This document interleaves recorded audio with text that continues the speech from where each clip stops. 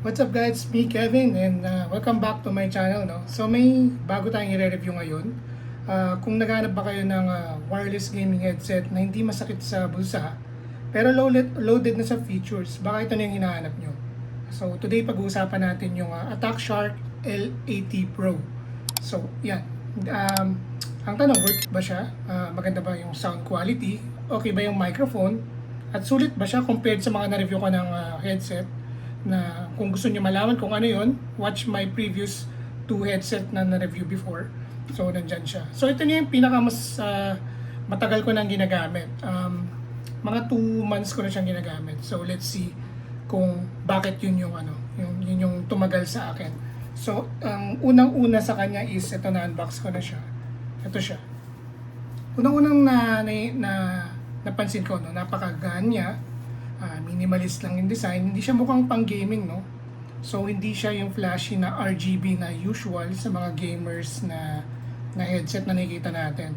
Pero pwede mo siya gamitin sa office, sa meetings, or kahit nasa coffee shop ka. Pwede siya. At saka isa sa mga kaya tumagal to sa akin is napakagaya niya sa ulo. 203 grams lang to. Kaya kahit ilang oras nyo gamitin, hindi mangangawit yung sa ulo nyo.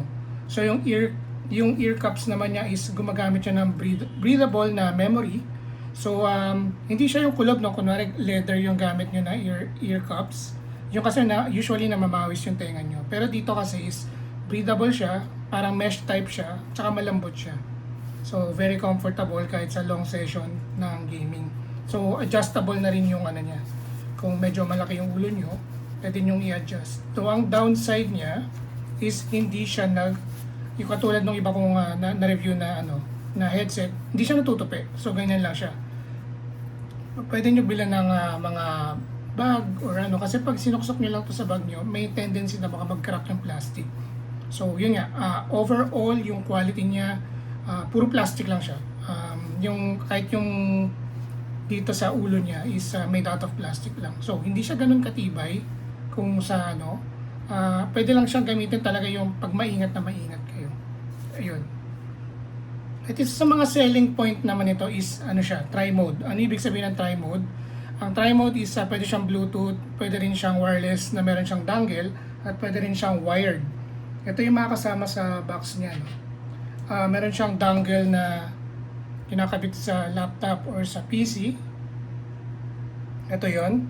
At nabubuksan to, alam ko pwede ito maging Type-C. If I'm not mistaken. So, subukan natin. Buksan. Yeah, ayan. Ito yung kakabit nyo. Pag sa phone, actually, I think pwede rin sa phone, no? Na Type-C. Pwede siyang gamitin as mic or headset. So, ito yung dalawa pa niyang cable na kasama. Ito yung pang-charge nyo. Yung Type-C to Type-A port. At ito yung pangatlo, yung Type-C to auxiliary cable or 3.5mm jack. Kung gusto nyong wired yung yung headset. Ginagamit yan pag kunwari na lowbat na yung headset nyo, pwede kayo mag-wired mode. So ito yung mic niya, no, removable din, very convenient. Though posible itong mawala, so be careful. So ito yung mga ports niya sa ilalim. Meron siya dito sa ilalim na Type-C at yung power button. On and off lang is hold niya ng ilang seconds yung power button. At yun na siya, mag-on na siya. Tapos yun, actually yun lang naman yung mga buttons dito. Yung sa side niya is your typical volume down and up dito. At merong indication dito sa loob na merong right and left. Usually ang napapansin ko laging nasa left yung mga mic. Tama ba? Oh yes, ito, nasa left yung mga mic. Ito yung butas ng sa ilalim ng mic. Dito niyo ipapasok yung mic niya. Ayan. Ganyan yung itsura niya pag may mic. Maganda rin sa mic is pwede nyo i-twist to match your mouth kung nasaan siya. Ayan. Ito test natin yung mic sound quality later. Ang maganda rito, Bluetooth 5.3 na rin siya, no? So siya, expect na low latency siya, walang delay. Sa high intensity game kayo, makakausap nyo walang delay yun. Pero it depends pa rin yun sa sound quality nyo. So, yun nga, ito-test natin later. So, in terms of gaming performance, na-test ko na siya sa mga first-person shooters, sa mga adventure games. Though hindi ako masyado nag-game sa PC ngayon, pero ang napansin ko sa kanya, no, wala naman latency sa pag may kausap kayo on the other end. Especially ang kailangan lang dito is walang maganda yung internet connection nyo. No? Naka-fiber kayo. Actually, hindi naman na ganun kahirap mag-fiber ngayon. Madali na lang. No? So, yun. Ang advantage niya is maganda yung latency since 5.3 na nga yung Bluetooth niya. Pero kung talagang nagda-doubt kayo, pwede kayong mag-wired mode. Kasi may kasama na siyang hardware dito. Connect nyo na lang sa PC nyo. At yun, expect zero delay. At kung talagang ayaw niya ng Bluetooth, no, kasi in most cases, mas accurate, based on my experience, yung naka-dongle kayo.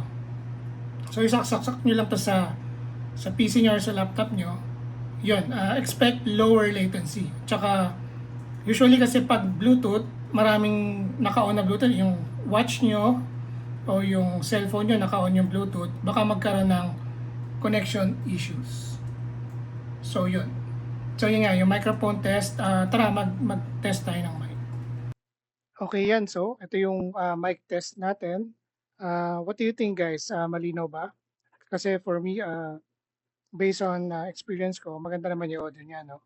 So based on the performance sa games, sa work, wala siyang issue. So yung comfort niya, as I said kanina, is very comfortable. Pwede nyo gamitin ng pangmatagalan. Lightweight lang siya, hindi siya mabigat. So, yan. What do you think? Comment down below. Okay, sa battery life naman yan, no? So, ito yung one of the good features nitong headset na to is hindi mo siya kailangan araw-araw i-charge. So, depende na yun sa usage nyo. Pero since ginamit ko siya, parang once ko pa lang siya na-charge sa 2 months ko na ginagamit. Though hindi naman ako matagal gumagamit nito, siguro 2 to 3 hours a day or minsan less pa. So sa compatibility naman niya is halos lahat, PC, laptop, PS4, PS5, Nintendo Switch, Mac, any other mobile devices. Usually may mga Bluetooth connection, and kasi yung cellphone ngayon hindi lahat merong audio cable.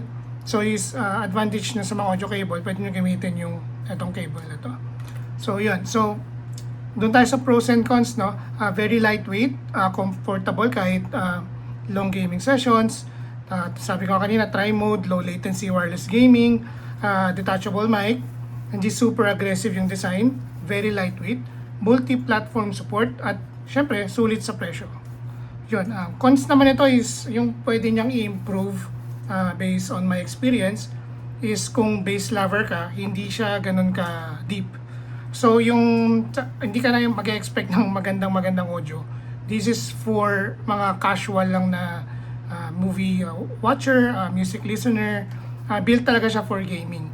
But wala itong premium metal build, wala siyang mostly yun nga, plastic yung connection niya, maganda naman yung quality, at hindi siya mukhang cheap kung titingnan sa malayo. Pero pag hinawakan niyo siya, dun nyo makikita nyo kung saan sila nag-cut ng corners. So, for me, bang for buck na siya sa presyo na to. So, ayun. Magkano ba ang latest price nito? Check natin. So, upon checking, today, nagkakahalaga lang siya ng 1,599. Ililink ko lang sa baba. And, click nyo na lang din yung mga lalabas sa screen nyo. Since nandun na rin yun, to help this channel grow, no? So, ano ba yung verdict natin? Yun nga, kinagandahan niya is, sinabi ko na kanina, try mode, magaan siya. Yung mic niya is okay naman, no? Since na-test na natin kanina. Tsaka kung student ka or gamer ka or work from home, this is for overall use, itong headset na to. So, malakas siya sa recommendation ko compared dun sa dalawa kong ni-review na before. Pero maganda rin yun. Panoorin nyo rin, then you can compare, and then you decide on your own. Ayun lang. Kung may questions kayo tungkol dito sa headset, comment lang kayo sa baba. Sasagutin natin yan. If nakatulong ako sa video, don't forget to like, subscribe, hit the notification bell, at para maging updated kayo sa mga susunod nating reviews. Thank you sa lahat ng panonood, and I'll see you in my next video. Bye!